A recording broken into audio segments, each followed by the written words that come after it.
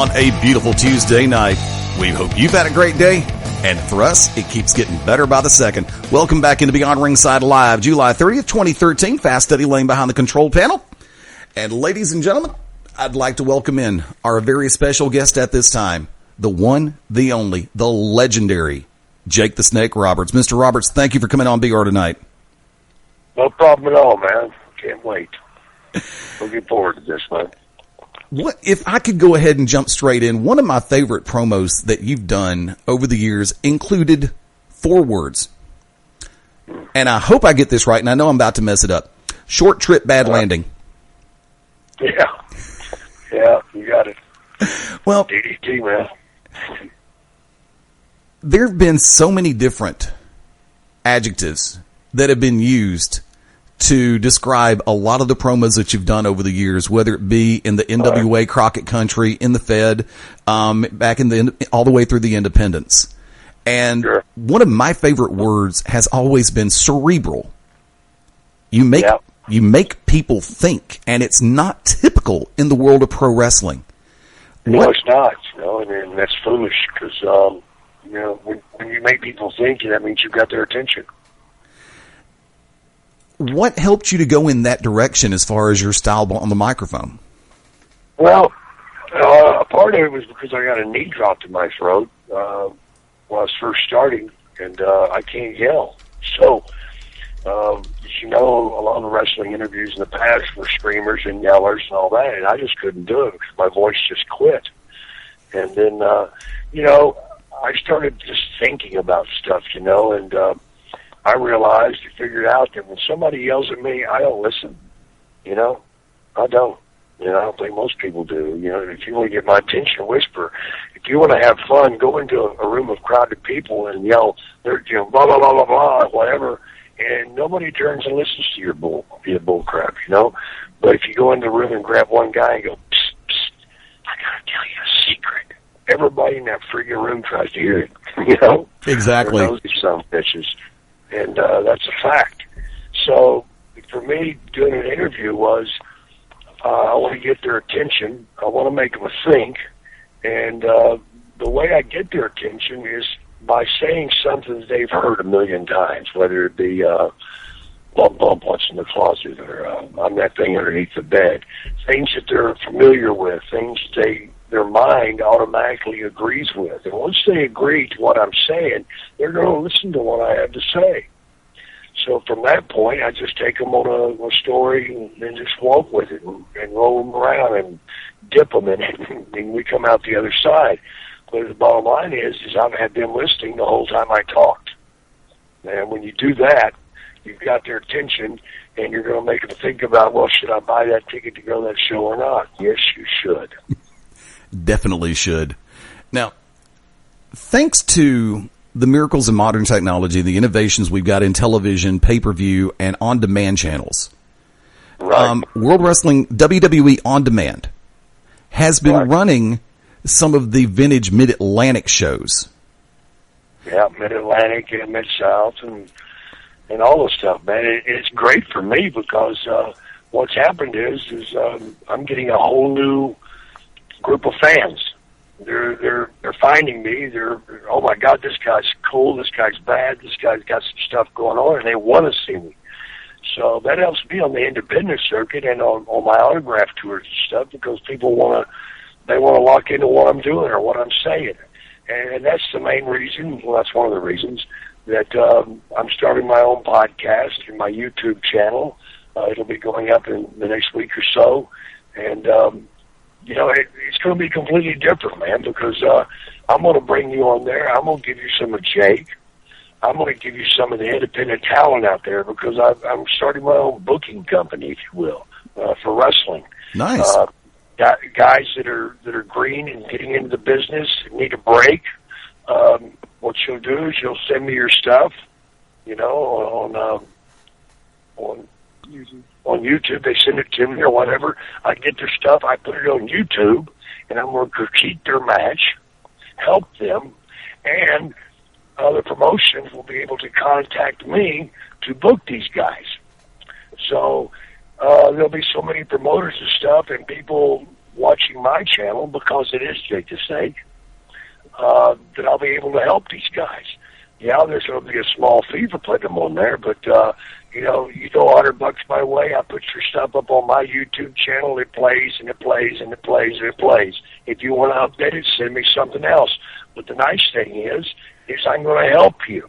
Yeah. I'm going to explore your talent. I'm going to help you with your talent. I'm going to help you mold your talent. I'm going to tell you what's wrong with it, what's right with it. So it's going to be a school, sort of, if you will. You know, and I'm excited about doing that because, as you may know, as you well know, I'm going to step back into the ring, you know, and I would like nothing more than to have a group of guys that I could say, hey, this is Jake the Snake going on tour. We're coming to a town near you. Get with it. And have some fun with this, man. Really have some fun with this. But it's going to be an informative show. I'm going to talk about the past, I'm going to talk about the present, I'm going to talk about the future of Jake the Snake, because there's a big future for me, and I know all to my sobriety and to my good friend Diamond Dallas Page. There's going to be a yoga segment on my show. Really? Where we talk about the benefits of yoga and what you're doing, and there's also going to be DDP Yoga, and it's also going to be a segment teaching you how to eat the right foods. And, you know, it's not about dieting, man. I eat like a horse. But I don't eat crap, you know. I don't eat fake food. You know, if you wonder how McDonald's and these companies out here can sell you a sandwich for $3, it's simple. It's not real food. No, it's not. You know, it's not. It's cardboard. It's crap. It's poison, man. They're selling us all this gluten. Yeah. Folks, if it's got gluten on the label, run. Yeah. Because you might as well take a bottle of glue in your mouth and suck it down, man. Because here's the problem. Your body does not know how to digest it. Right. It does not digest. It just becomes that thing that you got hanging around your middle. You know, if you think back 100 years, there weren't a whole lot of fat people. Everybody was slim and thin. It's because they didn't eat fake food. And guess what? They didn't ride around in an air-conditioned car all day. They did a little walking. You know? Yeah. I'm not a big walking. I did some today, and I didn't like it. But, well, that's a different story. You know, somebody forgot to pick my old butt up, but they'll remember next time. I'm going to make them miserable for a while. You know? Yeah. But, you know, this show is going to be so many different things. It will never, ever be boring. I promise you that. I promise you that. And the website, it'll be set up. It'll be an archives, man, that you can go into and find all this stuff and watch it again, hear it again, see it again, taste it again, smell it again, and live through it again. You know, and hopefully people will come to that site, and you know, there'll also be a merchandise store, and there'll be all sorts of Jake the Snake stuff there, and other people's things there to pick from. So, you know, I'm embarking on a whole new thing for me, and I'm really, really excited, man. And, you know, at my age, it's a good thing to get excited. Now, you made a reference. You used a phrase, and that's called having fun. Yeah. At what point do we forget how to have fun in pro wrestling? How do you have fun in pro wrestling? How do you forget to have fun in pro wrestling? Because that's what this whole, in addition to being a business and a sport, this is, a lot of us are chasing our life's dream when we get into this, but by the same token, sure, absolutely, we get to what is a talent. It's real simple. Do what you want to do what you like to do, believe in what you're doing. You know, I tell a lot of guys, you know, that are coming through, and they're like, you know, they want me to come up there and do this different angle, this different character, this different thing. I'm like, listen, let me tell you something, man. They're wanting you to change your style. They're wanting you to change what you do. Here's the bottom line. At the end of the day, if you fail and you've done their stuff, how are you going to feel about yourself? You're going to hate yourself because you didn't do what you believed in. So stick to the character that you've developed. Stick for what you know. Do what you know, and don't waver from that. You know, I know there's a lot of young guys out there that have a lot of talent that, you know, have done what they've asked them to do, and they got them nowhere. And they're now on the sidelines doing whatever. The biggest example of that is a buddy of mine named Sin Bodhi. They took him into the WWE and called him Kiz Arnie. Yeah. And he's doing this goofy crap. And this guy is so friggin' talented, man. And intelligent. Very intelligent. He has no bad habits. This guy loves this business, and he's sitting out in Las Vegas doing nothing. So I'll just warn the folks out there that come on my channel right up front. You're going to get tired of me hearing saying his name, because I'm going to push that guy because I believe in him.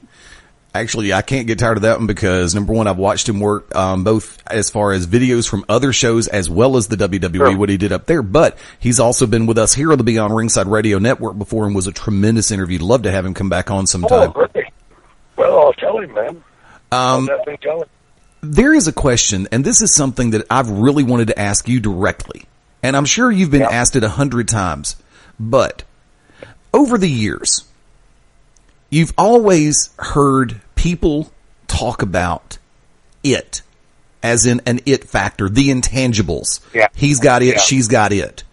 Yeah. The two-parter that I'd like to ask you is,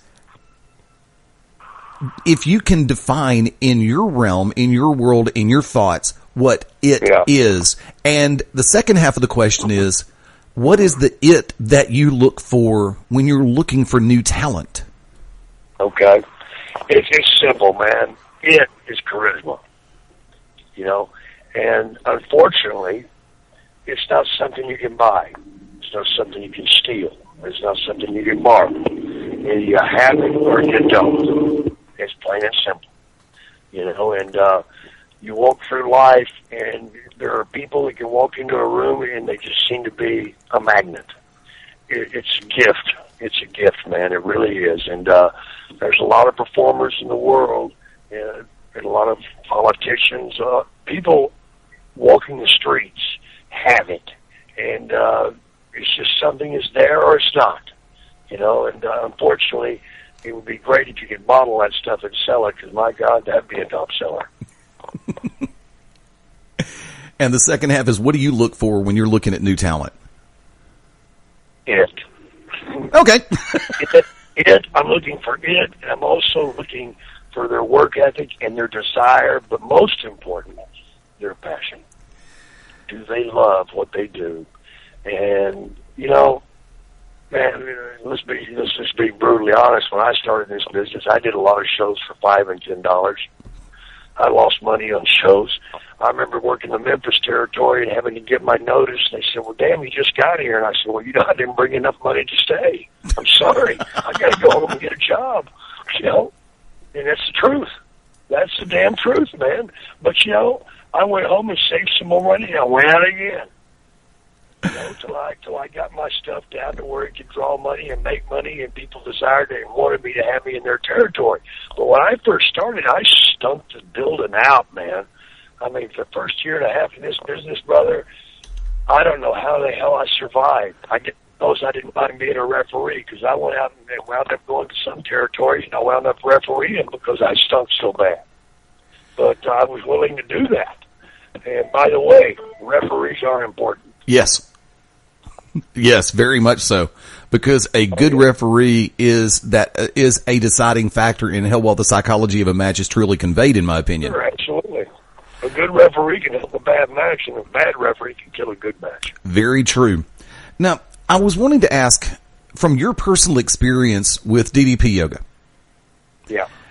Now, the way that I've always understood yoga, it's not just a physical thing, but it's also the ability to clear one's mind and get a better center and a better focus.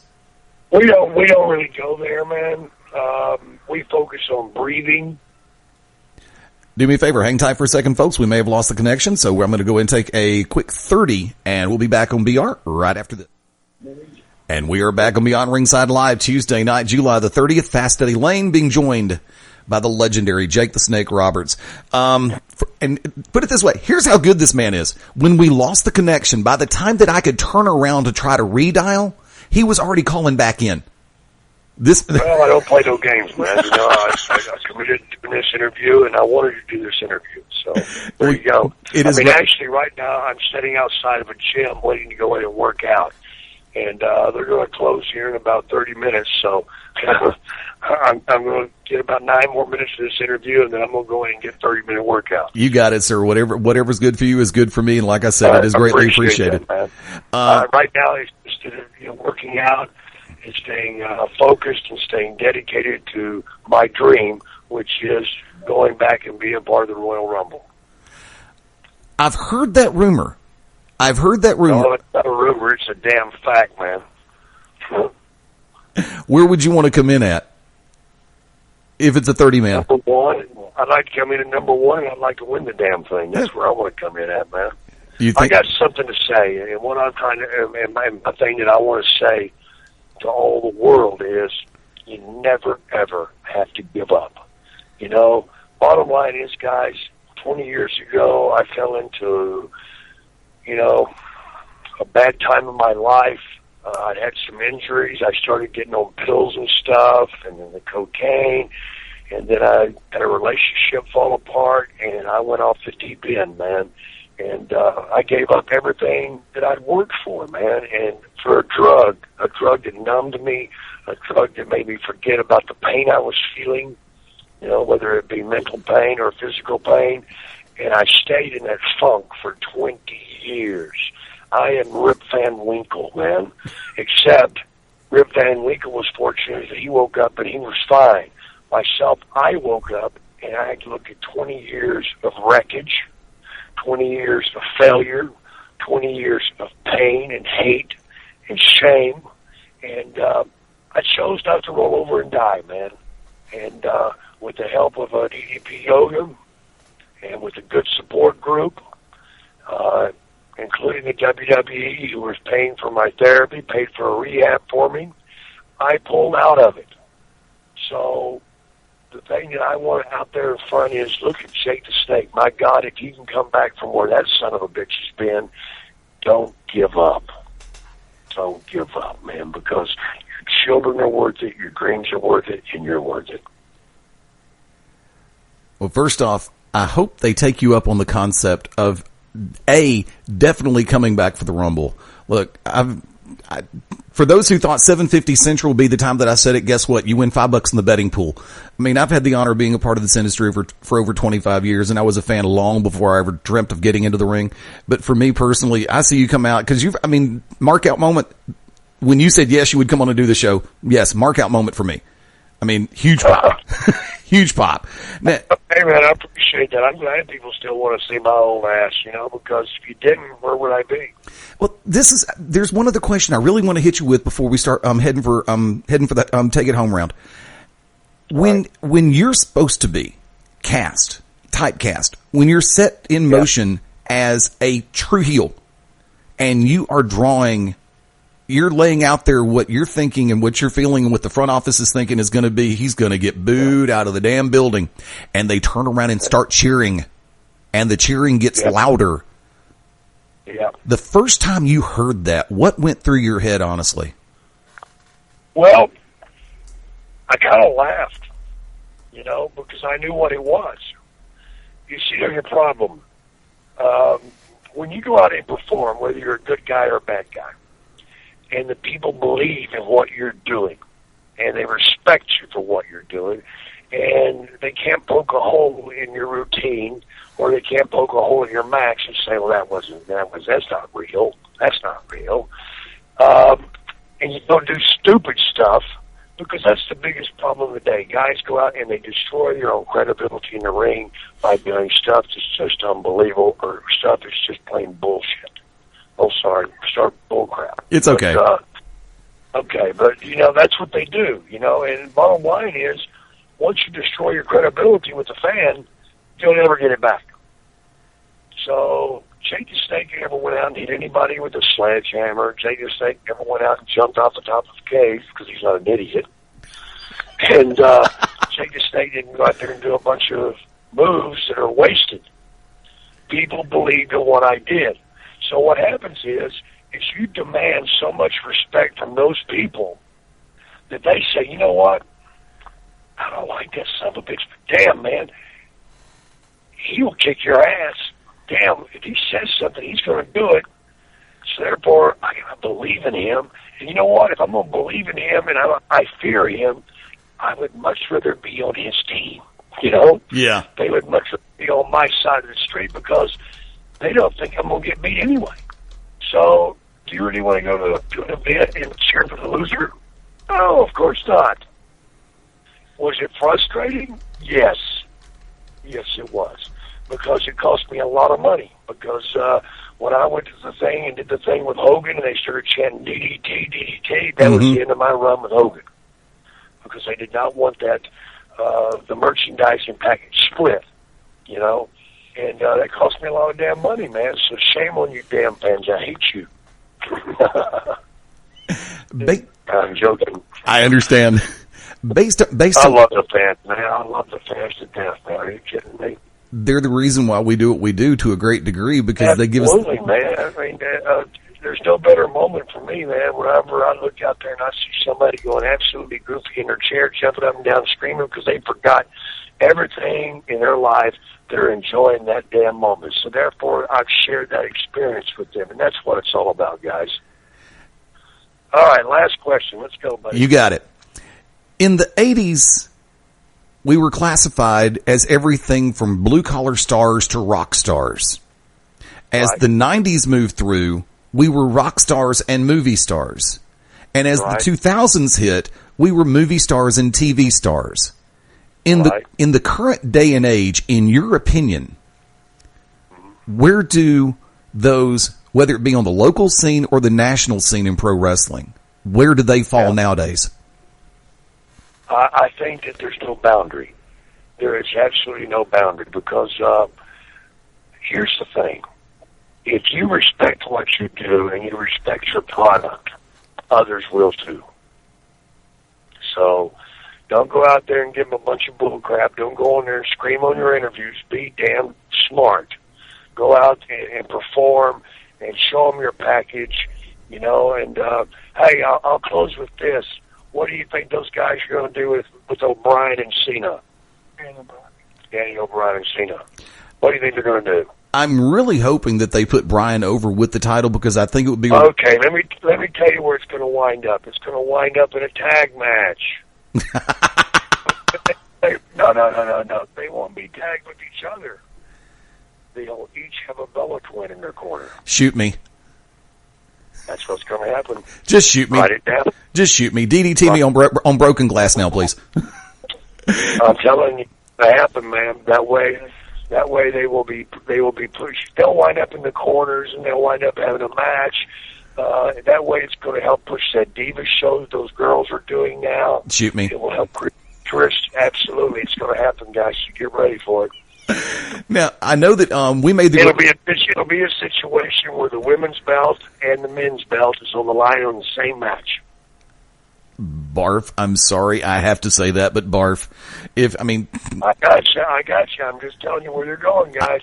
I believe you. Believe it or not, I believe you on this one. Now I got a scoop. Now the YouTube channel. Have you already got the title for it, or are you still working on the working title? Well, we're going to call it the Snake Pit, man. We're going to go from there, but just keep your eyes and ears open. I'll get you the information back. The website is Jake the Snake DDT. On Twitter, you can do that. I'll get you the information, man. We're getting it all together the next day or so. You keep me in the please help us. Keep me in the loop, and I guarantee you we will pass it along. All right. God bless everybody. We'll talk to you later. And God bless you too, sir. Ladies and gentlemen, the legendary Jake the Snake Roberts right here on Beyond Ringside. Hang tight. We're going to a quick one. I'll be back on BR right after this.